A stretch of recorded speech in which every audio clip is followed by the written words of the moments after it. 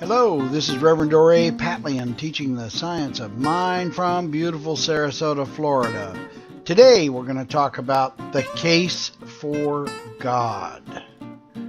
I think it's very important to know who you are. How many of us have taken the time to ponder the question, who am I? What is a human being, and why are we endowed so differently than any other life form on this planet? It's not like they're little junior human beings around here waiting to grow into being us. We're pretty much it. Everything else may be very intelligent, but they don't have imagination. They don't have willpower. They don't have the intellect to figure out how to do things, except in small doses. Why are we here? And what is it all about? Are we products of evolution and the natural extension of the great apes? Or were we created out of whole cloth in just 6 days about 5,000 years ago, as the creationists believe? Or perhaps the answer lies somewhere in between. Did this planet, the galaxy, and the universe as we know it come into being as a random act, a Big Bang? Did life appear due to some miraculous succession of coincidences where all the proper materials for life appeared in just the right time and place? Did humankind evolve from one-cell matter into the magnificent creative creatures we call humans by the random chance of some fate? No one really knows how it all began. We all have theories. Creationists have their belief with no proof, and evolutionary scientists have evidence but no real proof either, because they can't tell us how it started. Here's what we do know. The earth is infinitely older than 5,000 years, which is what an Anglican bishop named Usher tried to tell us in the 1700s, and many people still believe it. And mankind's been on it in one form or another at least several 100,000 years. We figure the earth's been here billions of years. We also know that on this planet and throughout the universe is a common thread of order, elegance, and very careful design. Nothing appears to have been thrown together by accident. Everything works the way it should, and it works simply and beautifully. Something or someone designed this whole thing. To believe in random chance creation is to stretch the bounds of credibility to a level of the ridiculous, in my opinion. To illustrate just how foolish the random act theory appears to me, imagine that a brand new Boeing 787 Dreamliner aircraft spontaneously arose out of the desert, complete in every detail, from the giant aircraft graveyard down in Tucson, Arizona. And it did it with no human intervention at all and no creative mind at work. The parts just fell together and made a Dreamliner. That, in essence, is what the Big Bang folks want us to believe. Now, the aircraft graveyard does have all the materials needed to build an aircraft, but who's the designer, the creator, and the motive force behind the creation? So we have to ask ourselves, is there really a case for the existence of God? Is there really a mind behind this all? Who or what created the universe? We know that for every effect, and the effect is the earth and us and everything that exists, for every effect, there must be a cause. And having said this, who or what is the first cause, the creator of all that is?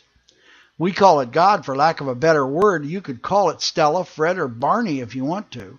You can call it divine mind, universal intelligence, spirit, but every day in a million small and wonderful ways, God is affirmed in our lives. Everything on this planet seems designed to delight and assist humankind. From the beautiful blue skies above us to the green grass and the deep blue seas, it all fits us to a T. I'm sure that other advanced species on other planets have their right and perfect environment, which might look quite different than ours, just as we have our perfect environment here on Mother Earth. What then do we say to the very vocal but small group we call atheists that deny that God exists? We say, look around you.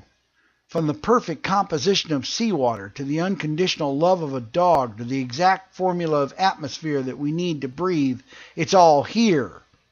The perfect double helix of DNA, the building blocks of all life, to the artistry of a snowflake that's just unbelievably beautiful.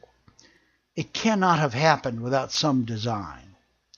This entire planet is a huge stage set designed for humanity to act out its destiny. The animal kingdom is here to support us in our efforts and also to teach us love and to care for those who are less than we. This was made for us. It's what the Bible is saying when it reminds us we're stewards of this earth. We have dominion over it, but that it is a sacred trust that we've accepted.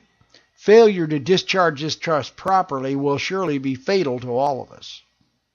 We can prove the existence of God every time we look into the eyes of a baby. If you've ever held a newborn baby, you can just feel spirit in that baby because it's so close to God.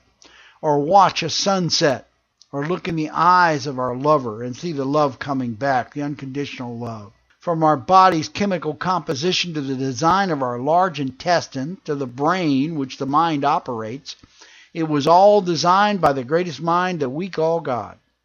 There are no accidents on this earth. It was all by design, but who and what was the designer? To me, God is not a person. God is not a superhuman. God's not like the old man on the ceiling of the Sistine Chapel. I always wondered why he was an old man. He was God. He could have been 20 years old, couldn't he? God is not like anything we can experience or have ever experienced. God is beyond human comprehension, which is why we've always created a Jesus or another prophet or teacher to personify God for us. God is too big for our earthbound minds, but we've known him forever and ever in our divine mind, that higher self that lives on after we go, that part that has lived forever and will never die. And every one of us lives forever because we're made of energy and it can either be destroyed or created. We just change form. We don't die. Why do you suppose that every great religion on the planet has that human being, that great soul, teacher, or prophet of God? It's because we can't conceive of who and what the great architect is. What does he look like? Who is he? He's too vast. He's limitless. He or she or it. It's unapproachable and unknowable to most of us. Just too vast a concept for our little minds. The mind of God has no beginning and no end. It literally is everything that exists.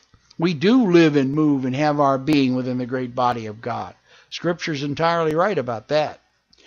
It is truly timeless and limitless. It's existed before any matter was ever formed, before the first star lit the black void. It is first cause, the beginning of all things, the Alpha and the Omega, the circle of life that has always existed and will evermore exist.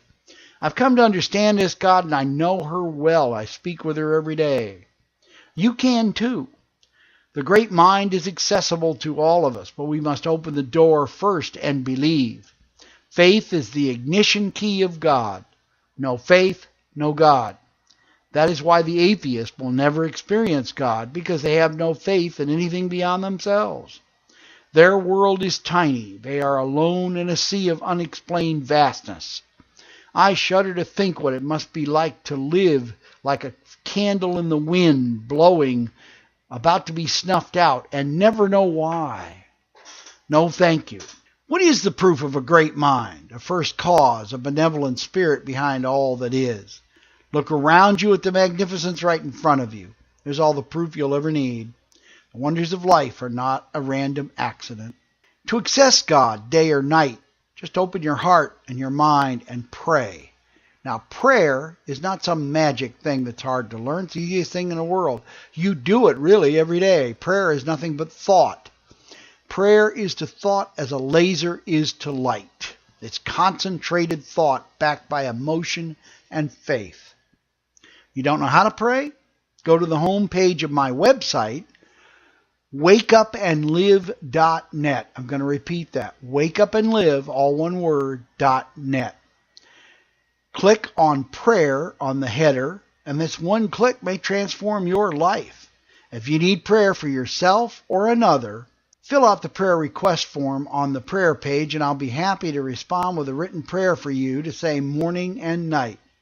I'll also be praying for you or your loved one for 10 days on your behalf.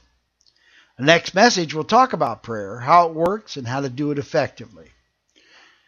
Until we meet again, be well, be happy, celebrate your life, and listen to the voice within you. It's God trying to make contact. Bye-bye for now.